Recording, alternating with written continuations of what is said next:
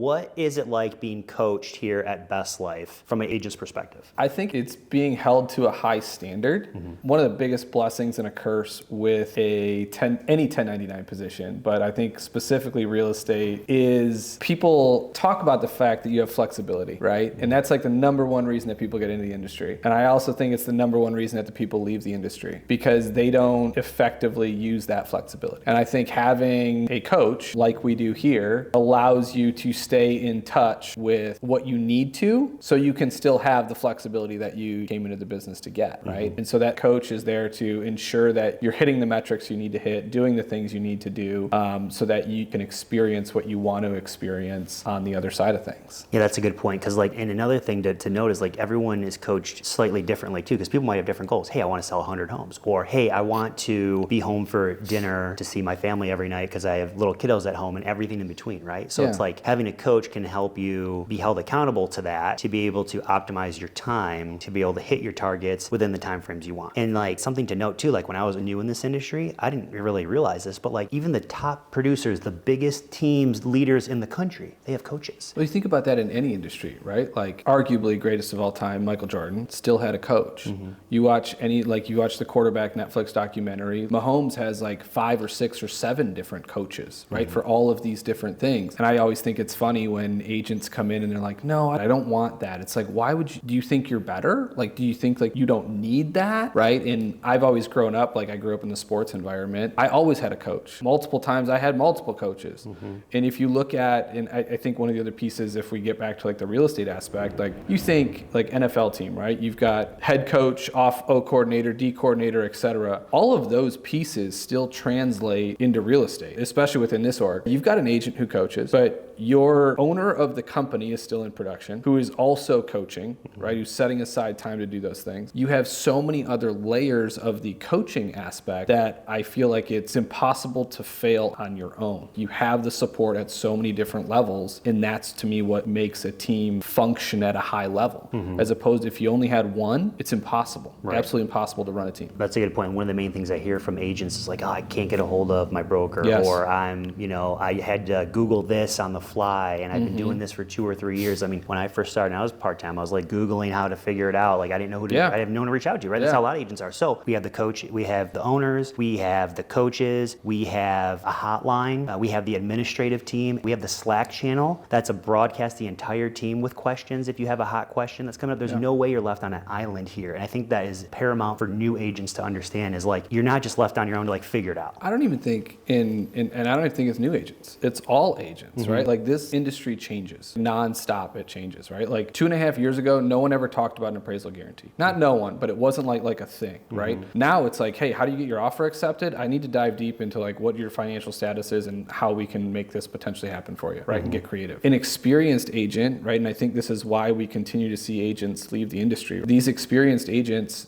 don't keep up. And if you don't keep up, you're going to get left behind. And so whether you've closed 5 deals, 0 deals, 105 deals, I don't think it matters. I think you need to consistently stay on top of this, because there are new things that continually get introduced, and it's a rapidly evolving industry all the time based on a million different factors. And if you're a solo agent, you only have that solo perspective, as opposed to a team-based agent or a team-based organization, right? Even our indie agents still have access to our team, right? But having the access to large amounts of data and information allows you to be way more productive with your clients than I think anybody else could ever imagine to be, just out on an island by themselves. Yeah, and it's amazing how many are don't realize what they're missing by not just having the combo to see what else is out there for that sort of thing. I think a lot of people aren't vulnerable though. That's where I think it comes into play, is a lot of people think hey, I can just do it myself. And you look at a split and say well, that's a lot of money. And that's where I think people make the mistake, is they view it as a dollar amount, not an investment amount. The investment into your organization is everything.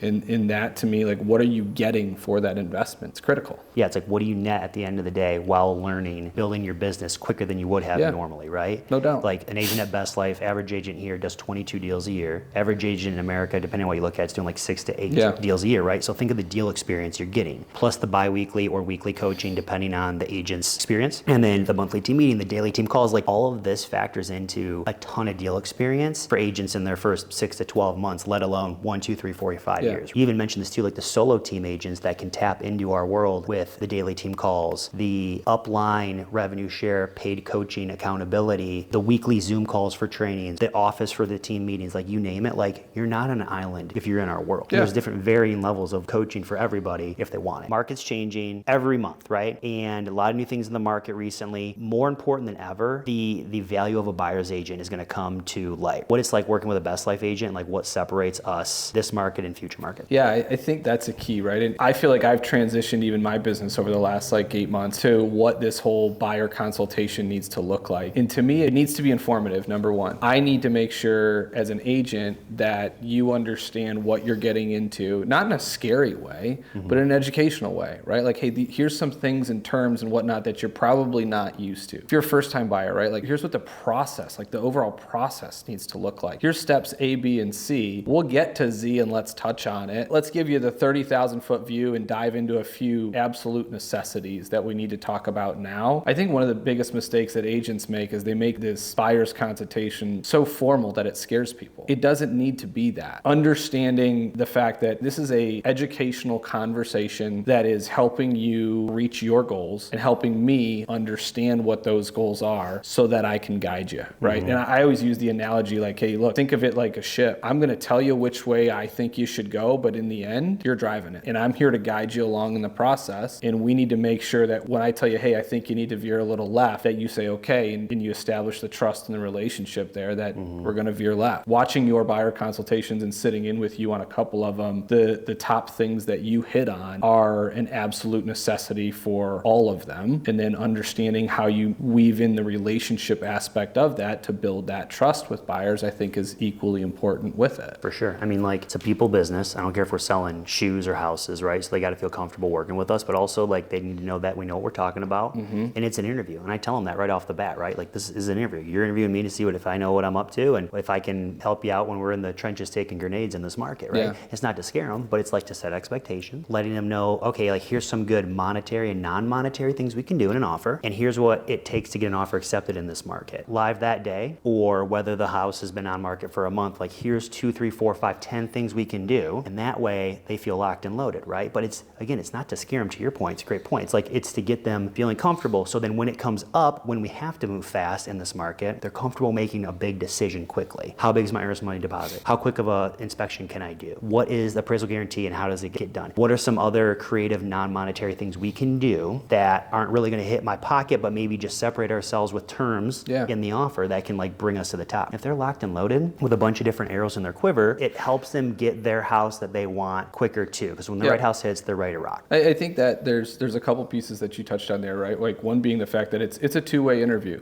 I think there was something like, I don't know, 10,000-ish houses sold last month, right here, like locally. Even if I could, I can guarantee you that I wouldn't take on all 10,000 of those buyers. I'm not going to be a good fit for all of them, right? And that's okay. And that's where I think agents make a lot of mistakes, is they're like, I want this person, I want to work with this person, I want to work with this person. Having a sit-down buyer's consultation allows you to establish the fact of like, yeah, you know what, we do want to work together and this is going to work. I've walked into a BC and walked out of that same BC like, man, I don't think this is going to work, and that's okay. But I know someone who can help you out for whatever reason, location, whatever the case is. It just may not work, and that's cool. I read this somewhere, but the average person takes about 3 or 4 times of explanation before they fully understand it. If we can start the breakdown of that explanation early enough, I think it allows them to get into a home faster because we've already had the conversation about an appraisal guarantee once during the buyer consultation, once during a home tour, or twice during a home tour, the third time when we're probably drafting the offer, and then a 4th time when they sign it and we sit down and actually walk through it so that they have a complete understanding, and that for whatever happens, the appraisal comes in low or whatnot. And this is one of the top strategies that we've been using around, they're comfortable with it because it's already been explained to them so many times over that it's like, yeah, this is just what we do and how we need to get things accepted. And this is part of the process that isn't scary. This is helpful for you. And this is why we do it. And I think people shy away from those conversations because they think it's going to scare clients. And if it does,